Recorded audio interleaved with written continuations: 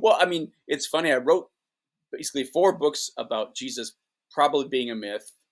In fact, I think he was a myth. Not no probably about it. Um, but this whole series of books, even though it's talking about the evolutionary stages that religions go through and talking about the origins of all our top 10 major religions, in a way, yeah, I am trying to talk about just how easy it is for a religion like Christianity to start with a founder who's completely imaginary, which I think is the case with Christianity. And increasingly, I'm thinking it's the case for all of our top 10 religions and a few other bonus ones as well. But yeah, I also wanted to talk about this process. We see it throughout history, not just with religious figures, but we see it with literary figures like Aesop. Um, we see it where they're like placeholders. Pythagoras, yeah, absolutely. Um, there's this need we seem to have, like if there's a group or a movement, we like to have one person to pin the hat on to say he said this and we're saying this, or if there's a wise if there's a wise thing, Solomon must have said it. If there's a nice fable, Aesop must have said it. Even though we know these stories came across over hundreds of years, from different regions. Yeah. Yeah, same with Homer. I mean, he's even got family tree of people who are related to him, and yet it seems like he was at least a whole school of people and could not have possibly been a certain person. In fact, it definitely spanned different times because at some points they're fighting with bronze weapons, and the other part they're fighting with steel weapons. So, uh, or iron weapons, I should say. Um, about whether Muhammad didn't exist. No, I think Muhammad is the one true prophet, and Islam is the one true faith. That's all, folks. Thank you. No, I used to joke when I was writing about Jesus, saying, "Yeah, I'm not going to touch Scientology or Islam until I have a 24/7 security budget." But things have turned around so much, I felt safe enough to write about the origins of Islam. And yeah, it looks like for the first 60 or so years, Muhammad's not really a thing.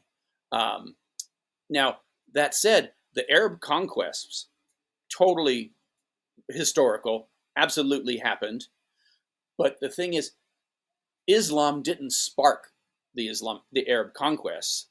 The Arab conquests led to development of Islam, and it seems to be a product of that, and not just immediately, but generations later. The first round of Islamic dynasties, we're not even 100% sure these guys were real, or at very least who they say they are in Islamic tradition, let alone that they're related to Muhammad or his friends and family.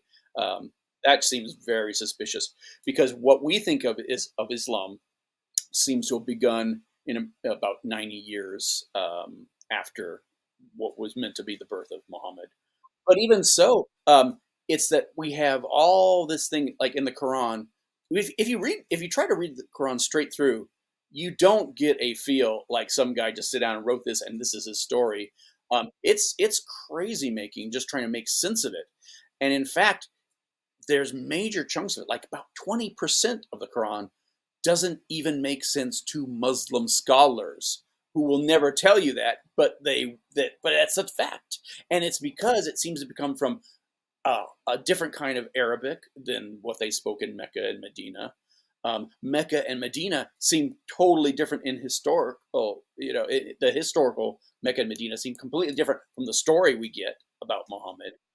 His family, his that merchant, him being a merchant and his family being merchants, none of that seems real, and none of it even seems possible, because we see seeing clues in the Quran that this was written in Nabatania and in Petra, in Damascus, and these were originally separate writings that came together.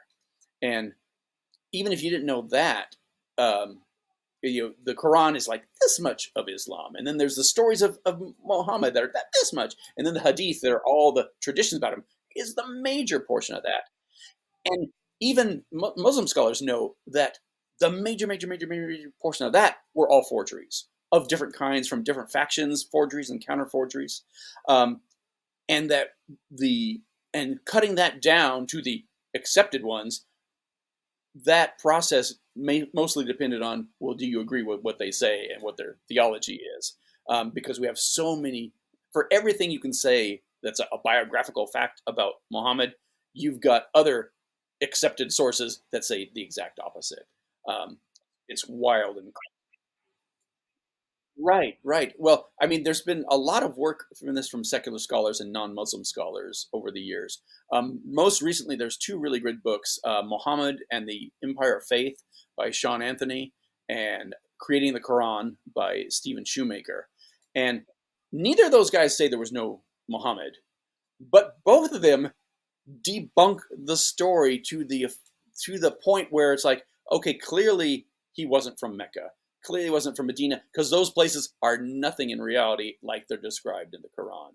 The early history of Islam, clearly it was nothing like what really happened. Um, and so it's funny to me that both of them, and again, this is something I see in Buddhism, Christianity, Judaism, all these guys, they'll completely pull the rug out from whatever founder figure we're talking about, but then they say, "Oh, but I'm sure there was a real guy." Don't get me wrong, and I love it when they say. I love when they say things like, "Well, as sure as there was a Moses or a Jesus or a Buddha or a Muhammad, there was this guy," and it's like, "Whoa, the irony of ironies." Uh, yeah.